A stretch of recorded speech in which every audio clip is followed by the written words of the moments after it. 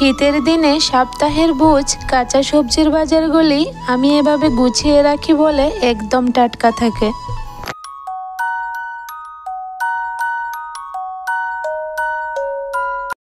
রাধে রাধে বন্ধুরা, কেমন আছো তোমরা সবাই?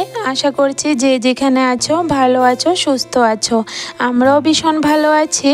আজকের দিনটা হলো শনিবার। তোমাদেরকে সাথে নিয়ে আজকে কিন্তু সকাল থেকে ব্লগটা শুরু করিনি, আজকে সন্ধ্যা থেকে ব্লগটা শুরু করলাম। সন্ধ্যার সময় চা করে নিয়েছি, তো সবাই মিলে চা খেয়ে নিলাম আর ছেলেটাকে দুধ হরলিক্স দিয়েছি আর সাথে বিস্কিট খেয়েছি। তো এখন দেখো চা খেয়েছি, কতগুলো বাসন ভরেছে, আর চায়ের বাসনগুলো যদি সাথে সাথে না ধুয়ে রাখি তাহলে কিন্তু কাপগুলি ফেটে যায় অনেক সময়, কারণ বেসিনের মধ্যে যদি রেখে দিই বড় বাসন রাখলে কাপ ফেটে যাওয়ার ভয় থাকে, তাই আমি সাথে সাথে ধুয়ে নিই কাপগুলি। আর আজকের ব্লগটা বন্ধুরা সকাল থেকে শুরু করে নিই, তার কারণ হলো প্রতিদিন একই রকম ব্লগ শেয়ার করতে দেখবে ভালো লাগে না, তাই ভাবলাম আজকে সন্ধ্যের পরে থেকে আমি কি কি কাজ করছি তোমাদের সাথে শেয়ার করি। আজকে যেহেতু শনিবার ছিল তো বাজার করে এনেছিল। আমাদের এখানে কিন্তু শনিবারে বড় বাজার বসে, তো বাবার পাপা অনেকগুলো বাজার করে এনেছিল। তো সবগুলি বাজার এখন সন্ধ্যাবেলা গুছাবো। সারাদিন তো রান্নাবাড়া করতে করতে দিনটা চলে গেল, এরপরে বাকি সংসারের কাজকর্ম ছিল, তো সংসারের কাজকর্ম করে আর বাজারগুলি গুছিয়ে নিই। এমনিতে রেখে দিয়েছিলাম, মানে ব্যাগ থেকে বের করে নিয়েছিলাম, নিচে রেখে দিলাম। এখন সবগুলি বাজার গুছিয়ে রাখবো। এখন আমি বসে গেলাম মটরশুঁটি ছুলতে। সকালবেলায় কিন্তু বাজার করে নিয়ে এসেছিল, কিন্তু এমনিতেই রেখে দিয়েছিলাম। তো এখন সবগুলি বাজার গুছিয়ে নেব, কারণ সন্ধ্যের পরে একটু ফ্রি আছি। আজকে তো ছেলেকেও পড়াতে হবে না, আর মেয়েও বাবার কাছে খেলছে, ছেলেকে ওর বাবাই পড়াচ্ছে, তো আমার বেশি একটা চাপ নেই কাজের। তো এখন বসে বসে সবগুলি বাজার গুছিয়ে নেব। দেখবে বাজারগুলি গুছাতে কিন্তু অনেকটা সময় লাগে। আর আমি কি করলাম, রান্নাঘরের দরজাটা বন্ধ করে এরপরে সবগুলি সবজি বাজার গুছাচ্ছি, না হলে যে মেয়েটা বারবার এসে পড়ে সবজিগুলো ফেলে দেয়, তো ওকে ওই ঘরে রেখে বাবার কাছে আমি এখন সবগুলি সবজি গুছিয়ে নিচ্ছি। তো চলো বন্ধুরা, এদিকে আমি সবজিটাও গুছিয়ে নিই আর তোমাদের সাথেও কিছু কথা বলি, যে আজকে আমি এই কথাটা কেন বললাম। শীতের দিনে সপ্তাহের বোঝ কাঁচা সবজির বাজারগুলি আমি এভাবে সবসময় গুছিয়ে রাখি বলে একদম টাটকা থাকে। হ্যাঁ গো বন্ধুরা, আমি কিন্তু সবসময় সবজিটা এভাবে গুছিয়ে রাখি, কারণ আমি ডেলি বাজারে যেতে পারি না। তো শনিবারে যেহেতু বড় বাজারটা বসে আর বাবার পাপা বাড়িতে আসে, তো ও অনেকগুলো সবজি নিয়ে আসে একসাথে। আর দেখবে এখন যেহেতু শীতের দিন সবজি খেতে কিন্তু দারুণ লাগে, তো আমি সব রকমের সবজি ঘরে সবসময় রাখি, যে সময় যেটা খেতে ইচ্ছে করে খাই। এতগুলো সবজি যেহেতু আনিয়েছি, তো এগুলাকে একদম ভালোভাবে রাখার দায়িত্ব কিন্তু সম্পূর্ণ আমার। তো দেখো এখানে কিন্তু আমি সবগুলি সবজি এখন গুছিয়ে নিচ্ছি। আর বন্ধুরা, আমাদের বাড়িতে দেখবে মুড়ি আনলে কিন্তু বড় বড় পলিথিন কাগজ আসে, তো এই বড় বড় পলিথিন কাগজের মধ্যে তোমরা এভাবে সবজি গুছিয়ে রাখতে পারো। একদম সবজিটা একদমই ফোটা হবে না আর একদম টাটকা থাকবে, যেমন বাজার থেকে কিনে এনেছো সেম এরকমই থাকবে।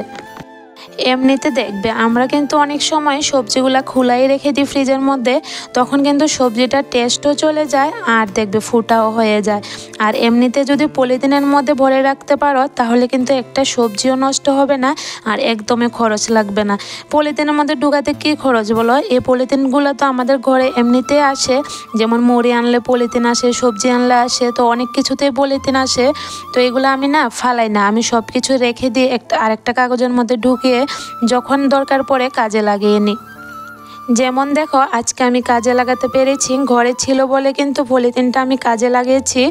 যদি থাকতো না ফেলে দিতাম তাহলে কিন্তু এখন আমার সবজিটা রাখতে অসুবিধা হতো, বা চিন্তা করতাম কিসে রাখলে সবজি ভালো থাকবে। তাই আমি কোনো জিনিসই সহজে ঘর থেকে ফালাই না, কারণ কখন যে কোনটা কাজে লাগানো যায় কিছুই বলতে পারি না। তো সব জিনিসে আমি জায়গা মতন গুছিয়ে গুছিয়ে রাখি। তো এখন দেখো সবগুলি সবজি আমি পলিথিনের মধ্যে গুছিয়ে রাখলাম। আর এই সবজিগুলো না ফ্রিজে রাখবো না, কারণ এগুলো রান্না করে ফেলবো কালকে, তাই আর ফ্রিজে রাখলাম না। আগের কিছু সবজি ছিল ফ্রিজের মধ্যে, তো এগুলা বের করে নিয়েছি, যেমন গাজর, বিন, শসা, এগুলা স্যালাড বানিয়ে নেব রাতে, আবার আগামীকালকেও খাওয়া হবে। এখন যেগুলো নতুন এনেছি সবগুলা সুন্দর করে গুছিয়ে রাখলাম। তো বন্ধুরা, এই কারণে আমি তোমাদের বললাম যে শীতের দিনে কাঁচা সবজির বাজার সপ্তাহের বুঝ আমি এভাবে গুছিয়ে রাখি, তাহলে কিন্তু একদম টাটকা থাকে। আর এখানে কিন্তু আমি সপ্তাহের বুঝ সবজি নিয়ে এসেছি, এখন আর এক সপ্তাহের জন্য আমার কাঁচা সবজির বাজার করতে হবে না। যে সবজিগুলো সাপ্তাহিক সময় নিয়ে খাওয়া হবে এগুলাই আমি ফ্রিজে ঢুকিয়েছি, আর যে সবজিগুলো আগামীকালকে বা আজকে রান্না করে ফেলবো তো এগুলো আর ঢুকাইনি, যেমন বেতো শাক, মূলা, বাঁধাকপি, ফুলকপি এগুলা ঢুকাইনি, কারণ এগুলো রান্না করে ফেলবো এই কয়েকদিনের মধ্যে, তাই আর ফ্রিজে রাখলাম না। আচ্ছা যাই হোক, চলো অনেক কথা বলে ফেললাম, আর কথা বলতে বলতে অনেক কাজও আমি করে নিয়েছি। তো এখানে দেখো সব কিছু গুছিয়ে নিয়েছি বাজার, আর কিছু গুলা রুটির জন্য আটা মেখে নিলাম। আজকে বাবার পাপা বলছে রুটি দিয়ে মাংস খাবে, আর মাংসটা এনেছিল সকালবেলা, তো সকাল থেকে তো আর তোমাদের সাথে ব্লগ শেয়ার করিনি, তাই আর দেখাতে পারলাম না। তো এখন অল্প মাংস ছিল, তো মাংস দিয়ে রাতে রুটি খাওয়া হবে। এখানে আমি এখন স্যালাডও বানিয়ে নিচ্ছি, রুটির সাথে স্যালাড খেতে কিন্তু ভীষণ ভালো লাগে। আর শীতের দিনে আমাদের ঘরে সবসময় স্যালাডটা হয়, আর আমি ভাতেও দিয়ে রান্না করি, তোমরা তো দেখতে পাও আমি কিন্তু ভাতের মধ্যে মটরশুঁটি, বিন, গাজর এগুলা দিয়ে রান্না করি, সবসময় ভালো লাগে খেতে। আর শরীরের জন্য তো খুব উপকারী, বলো? যেটা খেলে শরীরের উপকার হবে আমি কিন্তু সবসময় এভাবে চলার চেষ্টা করি। আর দেখবে শরীর ভালো থাকলে কিন্তু আলু সিদ্ধ ভাতটাও খেতে ভালো লাগে, আর শরীর যদি অসুস্থ থাকে কিছুই ভালো লাগে না। এই যে দেখো কয়েকটা দিন আগে আমার শরীরটা কত অসুস্থ ছিল, তোমরা তো জানোই যারা আমার পুরনো ব্লগ দেখেছ। তো আমার না অনেকটা কষ্ট হয়েছে, আর তোমরা তো জানোই আমার মেয়েটা কিন্তু অনেকটা ছোট, ওকে সামলানো আমার অনেকটা কষ্ট হয়ে গেছে, কারণ ও তো এখন মা ছাড়া কেউর কাছে থাকবে না, আর এটাও বুঝবে না যে মায়ের শরীরটা খারাপ, ওকে সবসময় কুলে নিতে হয়, আদর করতে হয়, খাওয়ানো, ড্রেস পরানো, স্নান করানো সব কিছুই আমাকে করতে হয়। তো আমার শরীরটা যেহেতু ভালো ছিল না, অনেকটা কষ্ট হয়েছে, কিন্তু তাই ঠাকুরের কাছে প্রার্থনা করি সব সময় সকলের শরীর ভালো রেখো, শরীর ভালো থাকলেই সব কিছু ভালো। আচ্ছা চলো, এখানে দেখো এখন আমি গুলা রুটি বানিয়ে নিচ্ছি। আর আমরা তো সবসময় ঘরে গুলা রুটি বলো, চিতই পিঠা, এমনিতে রুটি সব কিছুই বানিয়ে খাই, কিন্তু বাবার পাপা তো বাড়িতে থাকে না, তো ও আর খেতে পারে না। তো আজকে আমাকে বলছে কি রুটি বানাবে, আমি বললাম গুলা রুটি খাবে না আটা রুটি খাবে, তো ও বলছে গুলা রুটি বানানোর জন্য। আর আমি যে গুলা রুটিগুলো বানাই খুব টেস্টি হয়, কিন্তু অনেক ফুলকো ফুলকো হয় খেতে, আর খেতেও অনেক নরম হয়, মানে খুব টেস্টি হয়।